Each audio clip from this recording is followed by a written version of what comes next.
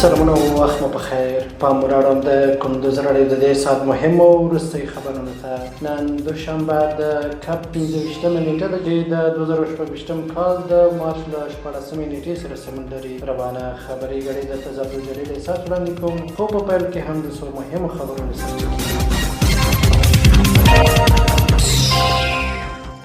د افغانستان اسلامي امارت هوایي ځواک په جنوبي وزیرستان کې د وانه په پوځي کمپ کې جوړ کړ.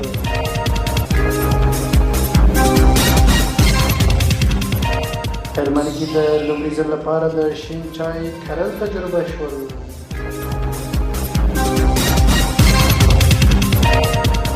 پر کونړ په 40 ساعتونو کې د پاکستان له لوري 159 توغندي توغول شوي.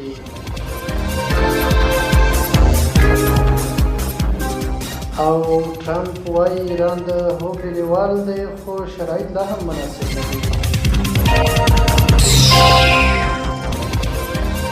اوس هم بشپړ خبرونه. د افغانستان اسلامي امارت هوایي ځواک په جنوبي وزیرستان کې د وانه په پوځي کمپ برید وکړ. د ملي دفاع وزارت مرستیال ویان صدیق الله نصرت وایي نن یو ځل بیا د افغانستان اسلامي امارت د ملي دفاع وزارت د هوایي ځواکونو له لوري د تېرې شپې د کندهار بریدونو د غچ اخیستنې په موخه د جنوبي وزیرستان په وانه سیمه کې د پوځ په یو ځانګړي کمپ برید ترسره شو. په یاد برید کې د وانه په پوځي کمپ کې د SSG کمانډو ودانۍ او نور مهم تاسیسات په نښه او هدف وګرځول شول. د نصرت په خبره په دغه برید کې د یاد مهم مرکز د قومندانۍ ډیره برخه او ځینې نور تاسیسات له منځه تللي او د پاکستان پوځي ځواکونو ته درنه ځاني او مالي زیانونه.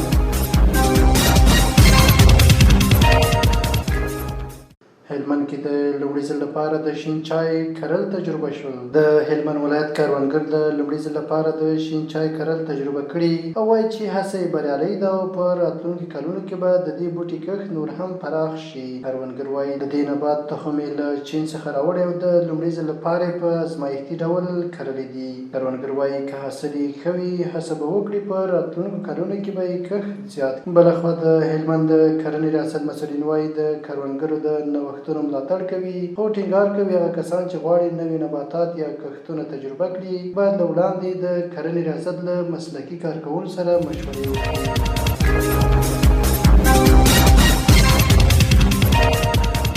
پر کونړ په 40 ساعتونو کې د پاکستان له لوري 159 توغندي توغول شوي. د کونړ ولایتي چارواکي وایي چې د پاکستان پوځي رژیم په تېرو 40 ساعتونو کې پر دغه ولایت 159 توغندي توغولي دي. د کونړ د اطلاعات او کلتور ریاست د اطلاعات امیر ضیاء الرحمن وایي دا توغندي او توپونه پر منورې، سرکانو، ناړۍ، دانګام او شلتن ولسوالیو توغول شوي دي. د معلوماتو له مخې د پاکستان پوځي رژیم پر منورې ولسوالۍ 40، پر سرکانو 8، پر ناړۍ 40، پر دانګام او پر شلتن ولسوالۍ 15 فیره توغندي او توپونه ویشتي دي. نوموړي ویلي چې په دغو بریدونو کې چاته ځاني او مالي زیانونه نه دي اوښتي.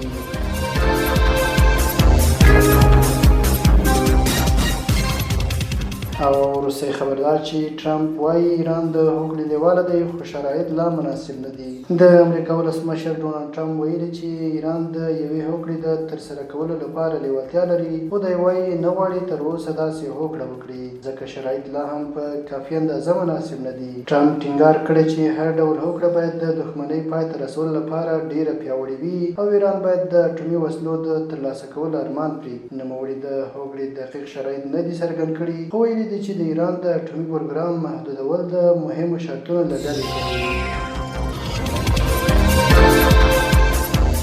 دا د دې مهال مهمو وروستي خبرونو تر بیا ښه وختونه لوی الله ومنشه.